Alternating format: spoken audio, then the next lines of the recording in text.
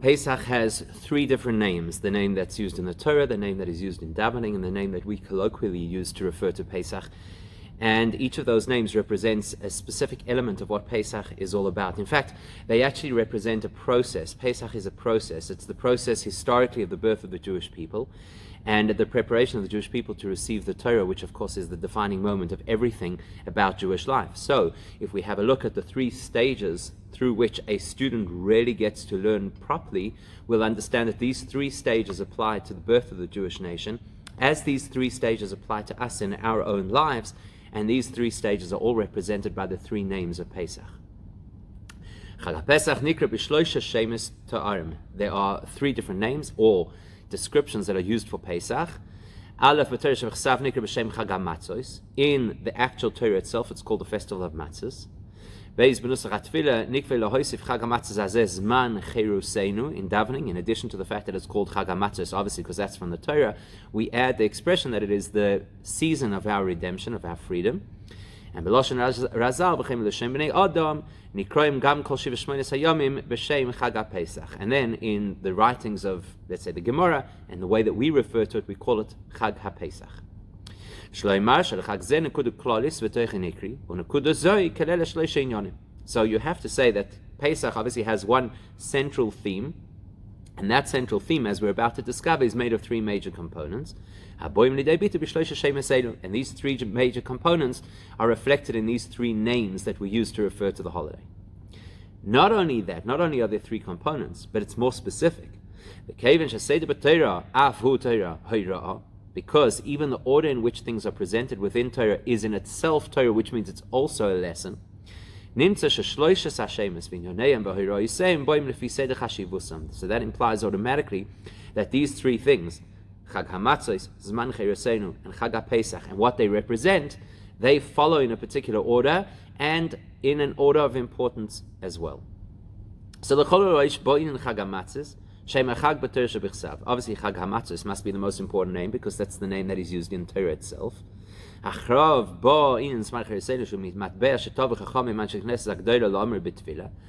have Zman Cheresenu, which is the expression, the mold that was created by the sages, the Anshe Knesset Agdola, and that holds a lot of credibility in Torah. And then eventually you get to Chag HaPesach, which features later on in the writings of Chazal and in our normal language. So that's the flow, and we need to understand what each of those represents and how they express the theme of Pesach. So what is Pesach? It's the birth of the Jewish nation. The Jewish nation would be defined by Torah, so the whole point of Yetzias Mitzrayim is to get to Har Sinai so we can receive the Torah, and these three names are going to represent that chronology. Zman Yetzias Mitzrayim hu k'mavur b'nevuas Yecheskel leidas Am Yisrael. Very famously, the Navi Yecheskel tells us that Yetzias Mitzrayim is the birth of the Jewish people.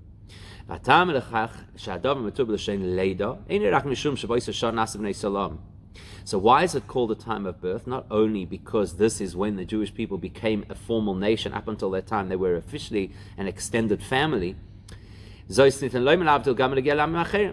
it was just the birth of a nation, well, there are many nations that were born at particular points in history, and that wouldn't be unique to the Jewish people. This is really important information. That the idea of the birth of the Jewish nation means whoever they might have been, that group of people, prior to Yetzias Mitzrayim, they became a brand new set of people after Yetzias Mitzrayim. And that's one of the reasons that we're compared to Gerim, to converts, because Ger Nizgar Kekatan Shenolad Dami, that when a Ger converts, which is effectively what happened to the Jews, up until that point they were not formally Jewish people. There wasn't a nation that had been chosen by Hashem. And now there's this brand new Metzius, this brand new entity that's being born at this particular point in time. Not just a nation state, a nation of people, but a whole new Metzius, a different kind of person that never really existed in history up until this point. What makes that difference? As we well know, the entire purpose and goal of leaving Mitzrayim was in order to receive the Torah. That's why Hashem says to Moshe at the burning bush that the whole point is that you'll serve me on this mountain, which was Sinai. As the pasuk says, זה אחד הביאורים לכך שמועד חג השבוע, זמן מתן תורתנו נקבע על ידי ספירת 7 שבועות מוחץ הפסח. This is a logical reason why Shavuos doesn't actually have a formal date on the calendar. Instead, Shavuos is calculated as 7 weeks count from the second day of Pesach. To show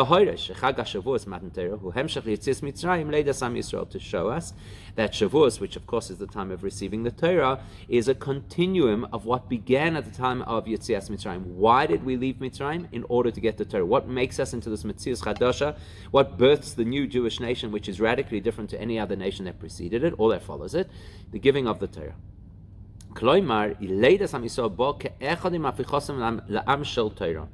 So this is critical information for us. Critical information, because so often you hear people use the phrase, the expression, "Let my people go," as if Yetzias Mitzrayim was some kind of a liberation movement, and it's not. The purpose of Yetzias Mitzrayim was in order to get the Jewish people to be a nation defined by Torah, something which would be completely unique throughout the whole course of history. That's what we are. Am Shel Torah, a nation of Torah. It's nothing to do with emancipation of slaves. In other words, what happened at that point in time is that the essence of every single individual Jew from that moment and on is Torah. That's who we are. That's what courses through our veins. And the fact that they were like a new group of people is not only because they'd been so oppressed and suppressed while living in Egypt. So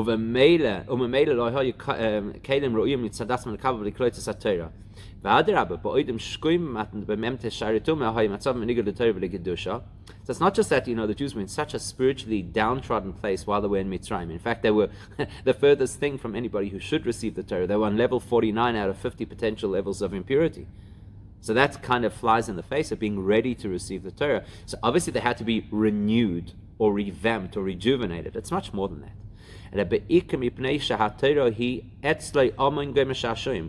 It's not that we were not ready for Torah. Torah was not ready to be revealed to the world. Originally, Torah was Hashem's, so to speak, confidant, something that Hashem enjoyed the pleasure of. Like the famous Gemara about the angels protesting Moshe wanting to take the Torah down. They said, but this is Hashem, your special treasure that has always been stored for you alone. So it's not just that we were not ready for Torah. Torah, at that point in time, was completely impossible to access. It was beyond the world completely, not only the physical, but even the spiritual world. The concept of Torah was completely beyond any created entity, even the greatest angels. So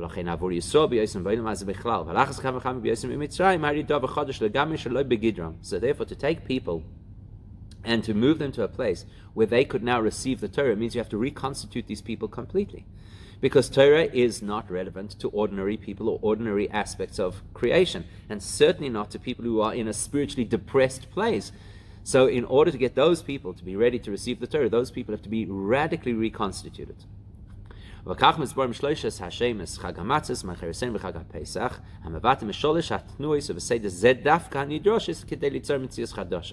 and that's the secret of the 3 names of Pesach, and in the particular order in which they appear, because they describe the process by which somebody is completely reconstituted, by which a person radically changes themselves. And that's why Pesach isn't a history story. It's relevant to us in our lives, because the 3 stages of Pesach, as we're about to learn them, are 3 stages that we could and should practice in our own lives on a regular basis, at least once a year on Pesach. Okay, so in order to understand this, we need a mashal, because very often abstract concepts are too difficult for us to understand, so we relate it to something which we can appreciate. So what we're going to look at is the concept of the teacher-student relationship, not an ordinary teacher-student, but specifically a teacher who has to introduce the student to something which is way beyond what the student is ordinarily comfortable with or able to comprehend. Because remember, we're talking about reconstituting somebody completely, so it's radical teaching that we'll use as the metaphor. ויובן על ידי דוגמה מסדר הלימוד של רב עם תלמידוי, כאשר מלמד דבר שכל שהתלמיד מצד עצמו בכוח שכלו הוא אינו יכול למד עליו. So we're going to use the example of a teacher who teaches something to the student which the student of his own accord should never be able to relate to and to understand. ועבור דבר חדש. This is where a teacher introduces to a student something which is totally radically new, Not just because it's news to the student, but because it's such a deep or profound idea that it is completely over the head of the student. It's not just that the student isn't familiar with the topic, the student isn't actually cut out for this kind of a topic. So the teacher is about to radicalize the experience of the student. That you're not who you thought you were. You're a whole different kind of student. I'm going to introduce you to things that are going to blow your mind because it's going to shift you as a person. You'll become somebody completely different. So how do you do that? How do you move a person totally out of their comfort zone, totally out of their reality, in order to feed them information that's really going to revolutionize their lives? So there are three things that need to happen. The first thing is the student has to be in the right space. So the student has to be in a state of bittul, which means the student has to be willing to relinquish all preconceptions, all expectations, and be a blank canvas, ready to receive whatever it is you're going to tell. I don't know what you're going to tell me. I'm not going to try and preempt. I'm not trying to guess. I don't know what you're going to say. I'm completely open. Whatever you teach me, I'm going to take. Like the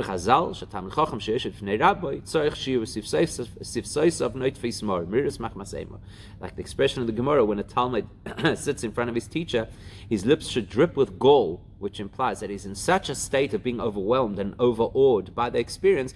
He's not going to open his mouth. He's not going to offer an opinion. He's not even going to entertain an opinion in his own mind.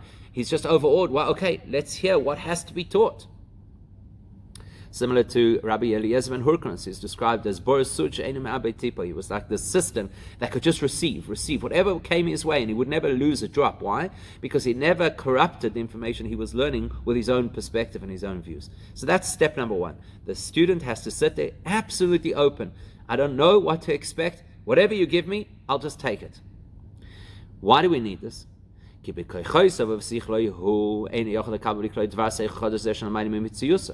Because this student, as he is, if he hangs on to his self, his ego, his mind, his understanding, his perceptions, none of them is geared to be able to receive this information. So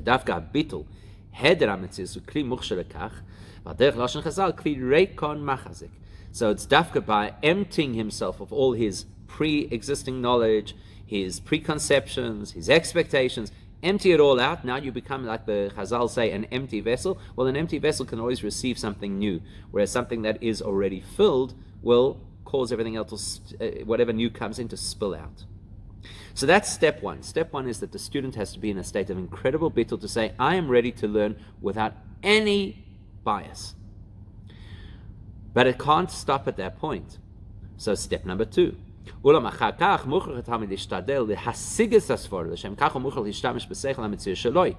good enough just to sit there and take in the information, because the minute the class is over, you now have to assimilate this information into your mind. You have to actually get it. You have to own it.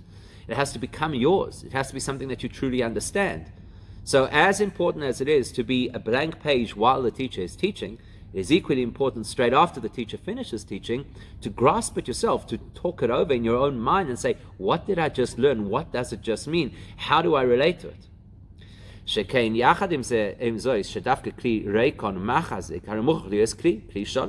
all very well to say that an empty vessel can contain, but it has to be a whole vessel, meaning say it can't have leaks. It can't have a mind that leaks out the information, right? All the halachas about how large a hole would disqualify a vessel from being considered a vessel. Which means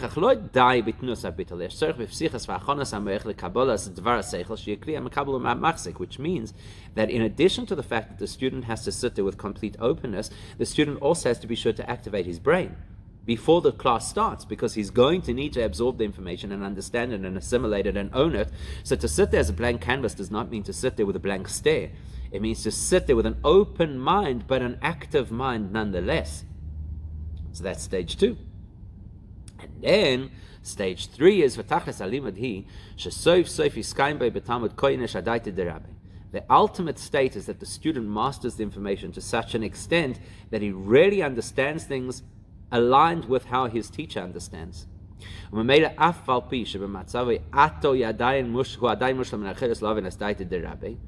of course, when the student starts out, he's way away, a long, long way from understanding things in the language or perspective of his teacher.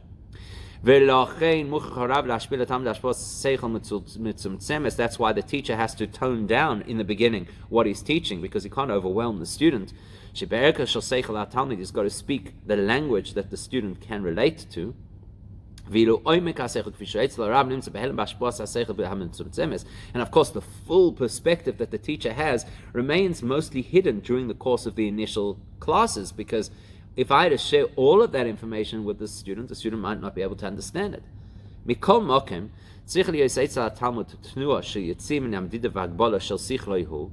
However, what is incredibly important for the student is, yes, the student has to be a blank canvas, ready to hear. Yes, the student has to make sure that his mind is active.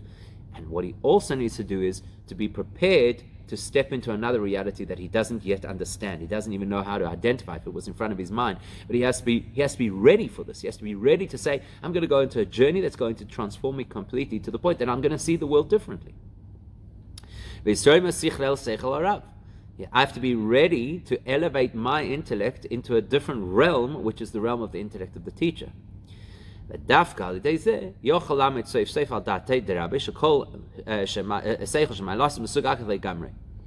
it's only if I take that approach and I realize, okay, I'm ready, I want to not just learn, I don't just want to gain information, but I want to start to think like the teacher thinks. That's actually what I'm looking for in this process. So that opens a person up to a whole different technology of intellect to what they were used to. Okay, so there's 3 steps. Step number 1 is surrender my preconceptions so I can learn. Step number 2 is make sure that I don't surrender my brain so I can learn. Step number 3 is to have a willingness to explore a world that I don't understand and don't begin to know how to identify, the world of the teacher, so that, please God, at the end of this, I can actually live in that world. Now, the truth is that if you have a look at the order in which this is all being presented, there may be other places in Gemara that speak a slightly different language and seem to indicate that this is not actually the way that we should do things. So what's the Seder that we said? The way that we've proposed this order is that first a person has to actually be in a state of being completely overwhelmed, almost like broken. The lips dripping with gall implies somebody who is completely unseated from their comfort zone. And then the person becomes a keli. It's phase 2, that I should be the ready vessel to be able to absorb this information and own it and understand it properly. Now that order seems to contradict something else that the Gemara says elsewhere, and which actually makes a lot of sense. We're going to see that the Rambam talks about it as well. The Gemara tells us, Rabbi mikamei de pasuk l'Rabbanan, Omar milsa divdichse, ubodche Rabbanan, l'soif Yosef emesa pasuk v'shmaita.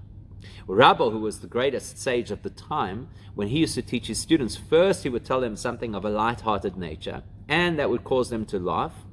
And then he'd begin the shir, and it says, Yosef Amasa. Then he would sit with a sense of awe that is appropriate to Torah learning, and he'd begin the shir. Now that sounds like the exact opposite order to how we've presented it, right? We said first you have to sit in awe, and then you start to become more confident as you learn and own the information. Here it seems to say, first create a rapport and a sense of connection and maybe even a sense of confidence, and only after that can you come with a heavy-duty sense of awe as you sit and learn your Torah. So it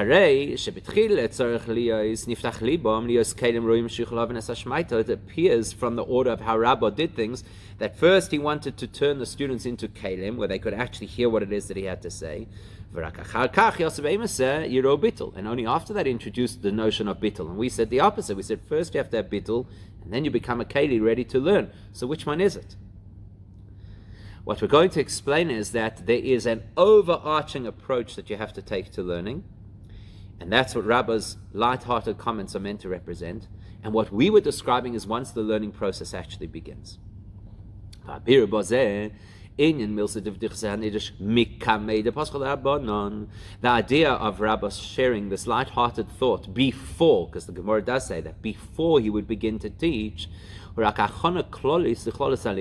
that's a generalized preparation before the learning process could begin. In other words, you have to connect with your audience, and then the learning process could begin. But this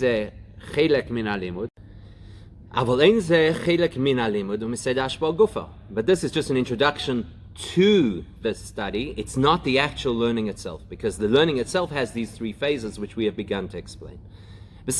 Putting it into different words. That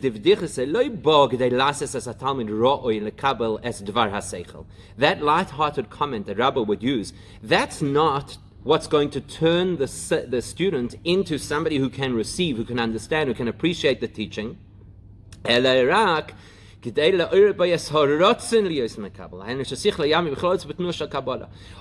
that it achieves is that it gets the person to want to learn, that the person wants to become a keli. The joke, so to speak, doesn't turn the person into a student who is a keli to receive. It just means that the person now wants to be able to receive. But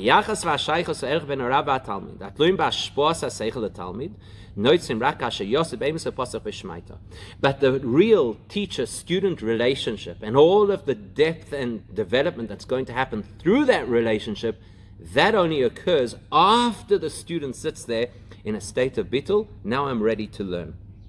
In other words, there's an introduction to make you want to learn, and then there's a process of what happens in order to learn. The introduction, very warm, encompassing, embracing, inviting. The learning process, you need to have bittul in order to begin it. Based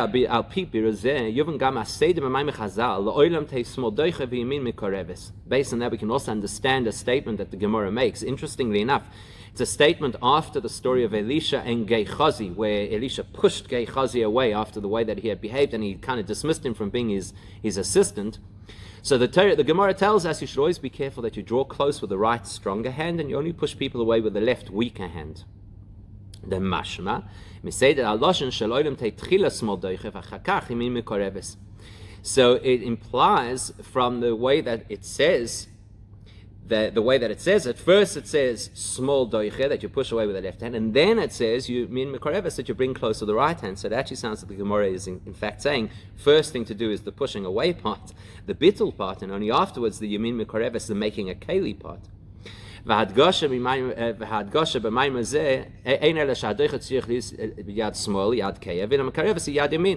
only thing the Gemara really seems to emphasize over here is use the weaker hand for the pushing away. But it still says first there's this element of distance, and only then is there an element of closeness, which is exactly how we describe the learning process.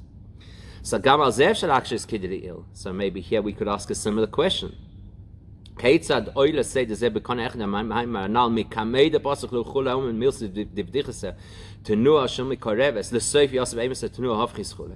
How do we connect and relate this principle that first you have the distance and then you have the closeness with, how do you reconcile that with the teaching of Rabbi, where first you share the words of encouragement or lightheartedness and only afterwards you start to learn with that overwhelming sense of bittul?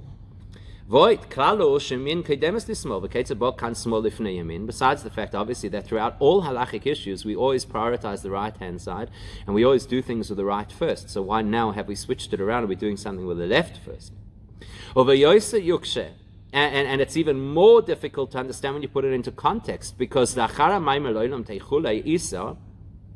after the Gemara tells us the general principle, which is that you should first distance with the left hand and then draw close with the right hand. Then it says, that when you deal with your own Yetzer Hara, when you deal with a woman, when you deal with a child, you first distance with the left hand and then you draw close with the right hand.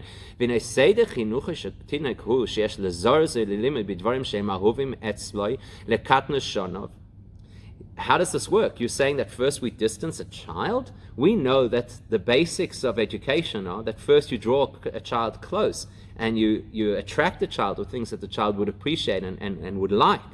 For example, like the Rambam says, read this piece of Torah and I will give you nuts. I guess in those days those were the treats. Like the Rambam says in great detail. So now which one is it?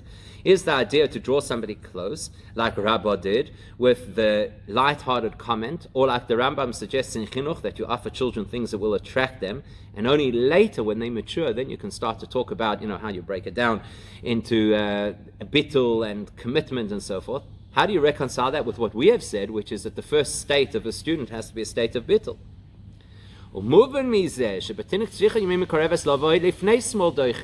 And logically, it would appear that you definitely, in the context of a child, first have to draw the child close before you push the child away, as we see in practice.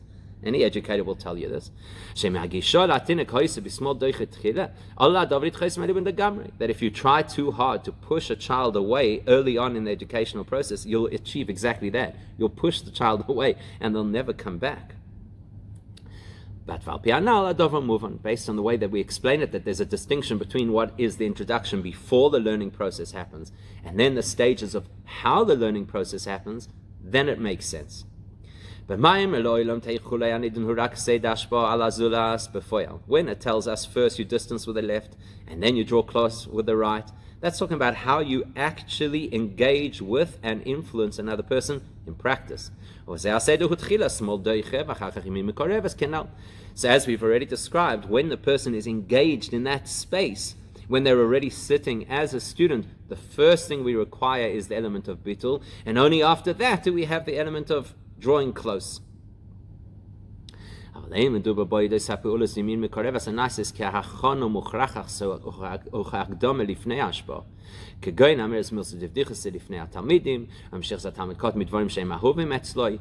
haven't discussed in the Seder what happens before you get into that stage, into that connection, into that engagement. There's an introductory phase, and for sure the introductory phase is warm and embracing. Candies to the kids and jokes to the adults. Now let's learn. Once we're learning, if you really want to have a meaningful experience of learning, these are the 3 stages. The first stage, absolute bittul. Be willing to be open to whatever has to be taught to you, even if it's uncomfortable or outside of your current reality.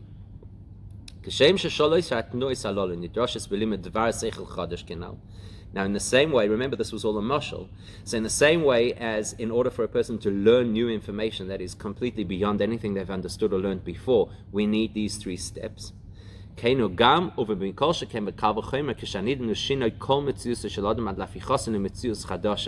if that is true about gaining new insight and information, that you need these 3 stages, how much more so must it be true if we're talking about becoming a new individual, not just learning something new, but becoming someone new?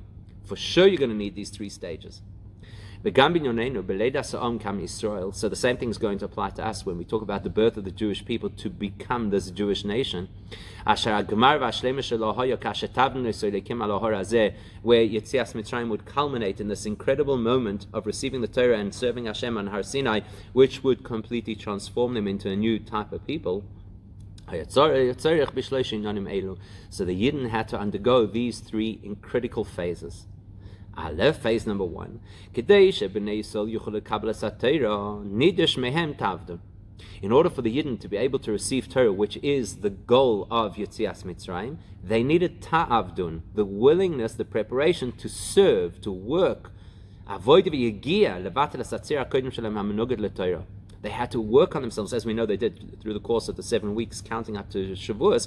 They had to work on themselves, work to lose who they used to be. Because remember, who they used to be was antithetical to Torah. 49 levels of impurity. That does not put you in a position at all to be able to receive Torah. So they had to completely shed that exoskeleton of who they had been previously.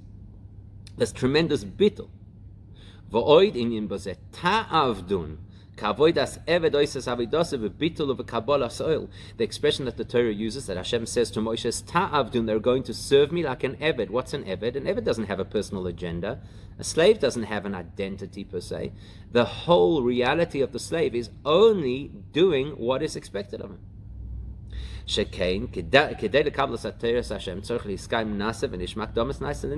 exactly what the Jewish people had to do. In order to receive the Torah, you have to be willing to say na'aseh v'nishma. That's bittul.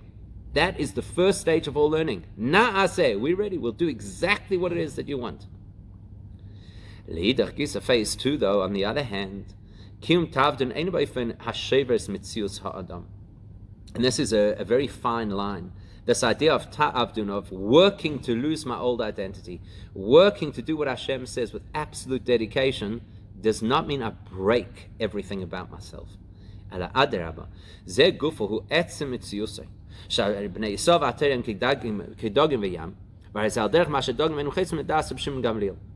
So the truth is that when we talk about us becoming one with Torah, dedicating ourselves with Torah, it's not really shedding who we are. It's shedding the exoskeleton to discover who we are, and to discover that we actually are one with Torah. Rabbi Akiva's famous example, when they said, stop learning Torah, he said, we're like fish and water. You cannot divide between us. Or like the opinion, Rabbi Shimon Gamliel's opinion, that a fish is not a chatzitza, it's not a barrier between a person who's immersing in the mikveh of, let's say, a lake, and there's a fish, the fish is not in the way. Like the Mishnah in Pirkei Avos says that nobody is free except when they learn Torah.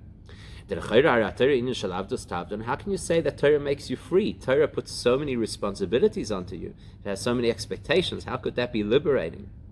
Because that is our nature and that is our truth. To study Torah and do mitzvahs is who we are. As the Mishnah in Kiddushin says, I was only created to serve Hashem. That is what it's all about. So on the one hand, I have to have absolute bittul of losing who I thought I was, so that I can become a keli, phase 2, a vessel to receive Torah, which is actually the most normal and natural thing that I have because of my neshama. The Rebbe is going to say such a powerful thing now about how to look at an individual who is not engaged with Torah and mitzvahs. So if chas v'shalom a person is not doing Torah and mitzvahs, even though the person feels I'm free, I have no responsibility, I have no yoke, nobody's telling me what to do. So the person believes that they are free, that they are free. And the person thinks, it's so much easier to live this way without having to worry about all the expectations of Judaism.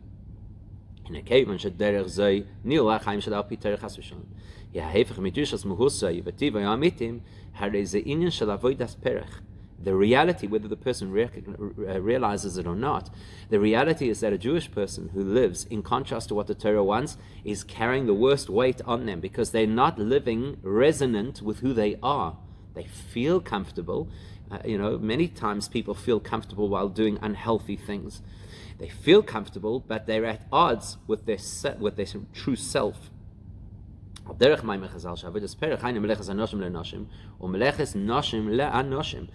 Gemara tells us that avodas perech, the slavery of Mitzrayim, was when women were doing men's work, but more interestingly is men doing women's work. Surely women's work was easier than the slavery of building cities in Egypt. So what's so bad about that? Because nevertheless, it's considered back-breaking labor because it's so unnatural. And that's exactly the case for a Jewish person. A Jewish person who's not doing what Hashem wants, it is so unnatural, it's going to cause them a tremendous amount of angst and stress, and they won't know where it's coming from. And they might develop various neuroses because of it, and they won't understand where it's coming from. So dafka, when a person is willing to subjugate themselves to what the Torah expects, that they actually become liberated. So this is fascinating. What are we saying? The first step of the growth of the Jewish people then historically, which of course is the first step of each of us growing, is bittul. I have to let go of who I used to believe that I was, a person with an ego, a person with an agenda, a person who used to enjoy certain things that I believed I can never give up, or whatever it is. Second phase is to recognize that I am a keli to receive Torah, not just because I'm going to work on myself and learn certain methods to align myself with Torah. It's because that's who I really am. And if I don't recognize this part of myself, I'm the greatest slave that exists. Then, we said that the final stage is where the student reaches a perspective that he can think and see like the teacher. And at Matan Torah, that's really what happened to the Jewish people. We were totally, radically transformed.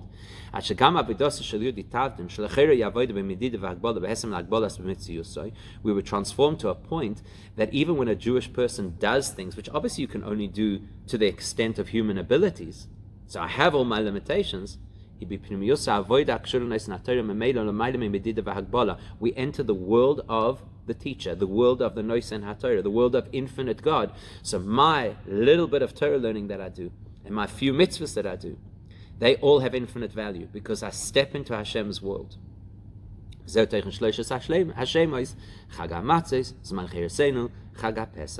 Now we understand the three names of Pesach because they represent these three critical stages in the transformation of the Bnei Yisrael to become the Jewish people, and the transformation each of us should experience in our lives. Matzah Meiral Bittul Hedag Bo Vayisnasus. We know very well that matzah is the icon of bittul because it's so flat, it's so void of any sense of personal inflation or ego. Chayruseinu Meiral Kach Shebittul Zenikla B'Mitziyusa Shel Yehudi B'Ofen Shenikra Mugrash Boi Inyono Ha'amita Shel Cheres Kanal V'Yesh Le B'Kach Oineg. Chayros, the sense of liberation and freedom, that relates to what we've just said. When a person recognizes that I'm most liberated because I'm now living my truth. So even though it has many responsibilities, I feel great because this is who I am. And Pesach, as we know, means to jump, to leap, to move in an unexpected fashion.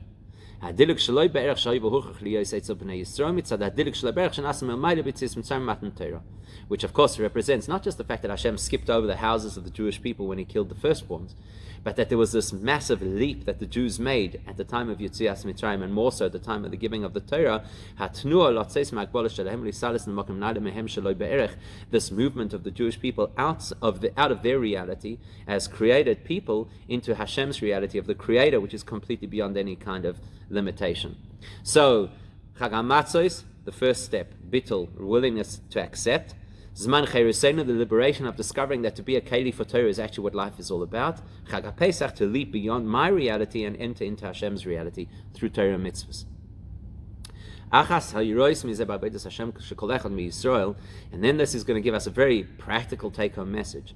The Alter Rebbe says in Tanya, Reishis avodah v'ikra v'shosha hiyir v'kabbalah sel avodas eved. The Alter Rebbe says clearly that the beginning of all service of Hashem is Yiras Hashem, to be in awe of Hashem, and Kabbalah Soul, complete acceptance of what Hashem wants, to behave like a dedicated slave. But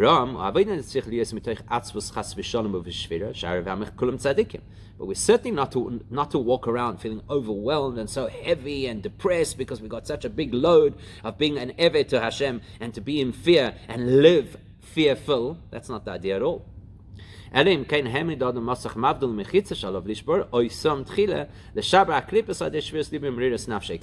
Rebbe says, if Chas v'Shalom a person behaved in such a way so as to create some kind of a barrier between themselves and Hashem, then yes, then the person would have to go through a very focused program of appropriate atzvos, not depression, but feeling sad, and more important, feeling merirus, feeling bitter, remorse and regret, so that they break through that barrier. But by and large, generally speaking, a person is not supposed to walk around feeling down. Because the nature of Kedusha is that nothing breaks in Kedusha, as we're going to see from a great story, well-known story of the Alter Rebbe.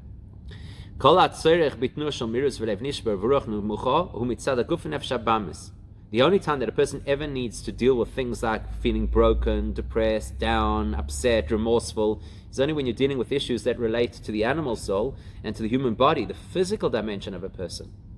Sometimes that gets the upper hand. Sometimes my materialistic side controls me. So then I have to really have that sense of pain and loss so that I can break the chokehold of my nefesh habahamis. But if I'm operating from a perspective of my neshama, then everything is positive, everything is joyous, and there certainly is no breakage. Which explains the well-known story of the Alter Rebbe. The Alter Rebbe used to have a silver holder for tobacco that did not have a cover on it.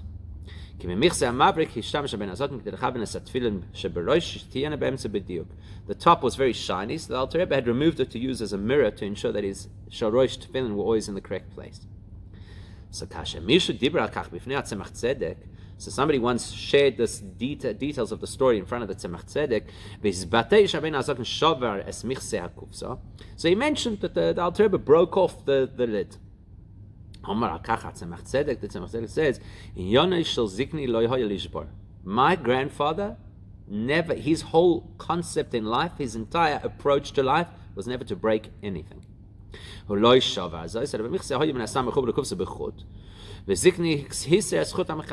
He said there's no question that there must have been some little kind of a peg or some kind of a pin that sat inside the hinge between the top and bottom of the snuff box, and he must have removed the hinge, but he didn't break anything, that's for sure. So the question on the story is, what's the big deal if the Alter Rebbe had broken off the lid? Obviously his intention would not have been malicious. His intention would have been, now I can use a mirror to fulfill a mitzvah. Great. Should be very positive. What's the difference? The ends should justify the means. The Tzemach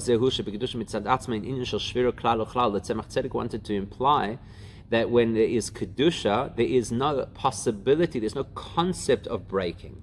Kedusha doesn't break. Kedusha only builds. So therefore, to the Tzemach Tzedek, it was absolutely clear as day that the Alter Rebbe would never have broken something, because the Alter Rebbe lived in the world of Kedusha. So therefore, the fact that I, as a Jewish person, every one of us, has to have bitul and yiras shamayim and kabbalah sol at the beginning of our spiritual process, after we've rid ourselves of the influences of the nefesh habahamis, so now we're talking nefesh elikis, and the nefesh elikis has to start off with kabbalah sol, as we've described. When you sit down to learn, it's with this tremendous bitul. The bitul itself has to be pleasurable and enthusiastic. By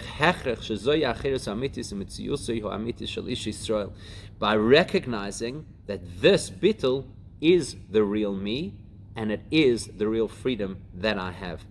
Pesach, the holiday of freedom, is the holiday of bittul, of complete dedication to Hashem, because we recognize that my openness to accept whatever Hashem sends me, and my dedication to do whatever Hashem wants, that's what's going to bring me to the most meaningful, deep, personal kind of chayros, liberation, that a person could ever hope for.